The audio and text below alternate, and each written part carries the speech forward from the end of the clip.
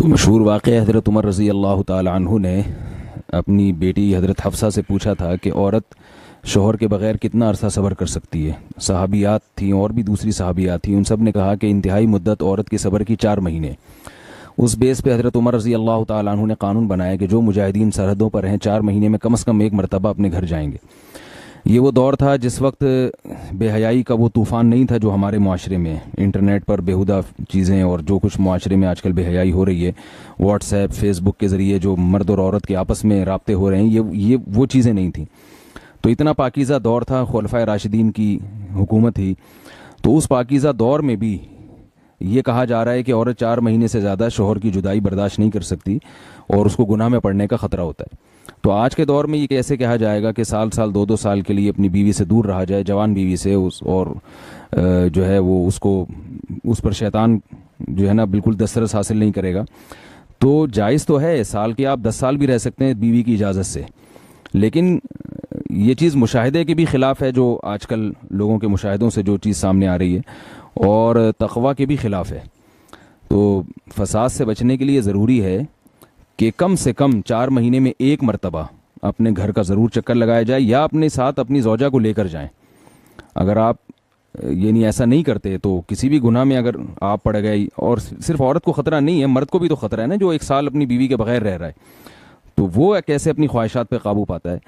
तो ये इस रस्म को ख़त्म करना चाहिए, अपनी ज़ौजा को अपने साथ रखना चाहिए। जहाँ तक जायज़ नाजायज़ का मसला है, वो तो है कि बीवी की इजाज़त के बगैर, अगर बीवी इजाज़त ना दे, फिर 4 महीने आप उससे ज़्यादा दूर नहीं रह सकते। और अगर बीवी इजाज़त देती है लेकिन आपको गालिब गुमान है कि वो किसी बुराई में मुब्तला हो जाएगी, तो भी आपके लिए बाहर रहना जायज़ नहीं है। या तो अपनी ज़ौजा को अपने साथ रखा जाए या अपने मुल्क ही में जॉब तलाश की जाए। थोड़ा हया के ख़िलाफ़ मसला है, लेकिन आज की नई नौजवान नस्ल जो है इसमें बहुत ज़्यादा मुब्तला हो रही है। इसको बयान करना ये हमारी ज़िम्मेदारी है, और लोग इस बारे में उलमा से बहुत ज़्यादा मसाइल पूछते हैं, ख़वातीन भी पूछती हैं जो इसमें मुब्तला हैं। तो इसका भी मसला याद रखें। बाज़ मर्द अपनी ज़ौजा को मजबूर करते हैं गैर फितरी तरीक़े से हमबिस्तरी करने पर, पिछले रास्ते पर हमबिस्तरी करने पर। तो ये बात याद रखें कि ऐसी सूरत में औरत पर असल हुक्म यही है कि वो ऐसे मर्द से तलाक़ ले ले और उसको अपने करीब ना आने दे, क्योंकि इसमें नुकसान ये होता है कि अगर औरत इस काम की मर्द को इजाज़त दे दे तो कुछ वक्त के बाद उसकी अपनी नेचर तब्दील हो जाती है, अपनी फितरत बदल जाती है, और उसे इस गैर फितरी काम में लज्जत आना शुरू हो जाती है। तो अपने आप को गंदगी से बचाना ये बहुत ज़रूरी है।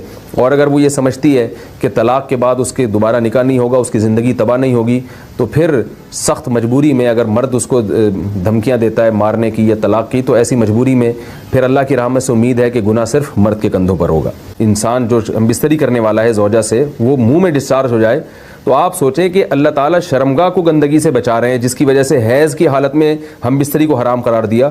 तो मुंह जिससे इंसान खाना खाता है, जिससे कलमा पड़ता है, और जो इंसान के जिस्म में सबसे अशरफ उज़्व है, सबसे ज़्यादा मुअज़्ज़ज़ और मुकर्रम उज़्व है, उसमें ऐसी गंदगी को डालना कहाँ से जायज़ हो सकता है, कहाँ से हलाल हो सकता है। तो आज बाज़ मुतजद्दिद किस्म के लोग जो है ना इसको हलाल करार दे रहे हैं, तो ये बिल्कुल गलत है। तो ये बात खूब जहन में रखें कि ओरल सेक्स के ज़रिए अपनी ख्वाहिश को पूरा करना इस तौर पर कि डिस्चार्ज हो जाए इंसान औरत के मुंह में, बीवी के मुंह में, ये बिल्कुल हराम है, बिल्कुल नाजायज़ है। क्योंकि मनी एक गलीज़ और नापाक और गंदगी है, और नापाक और नजस चीज़ है। तो इसलिए औरत के मुंह में डिस्चार्ज होना ये बिल्कुल हराम है, नाजायज़ है, गंदगी है। इस्लाम में इसकी कतन इजाज़त नहीं है, और बहुत सारी बीमारियों का ज़रिया भी।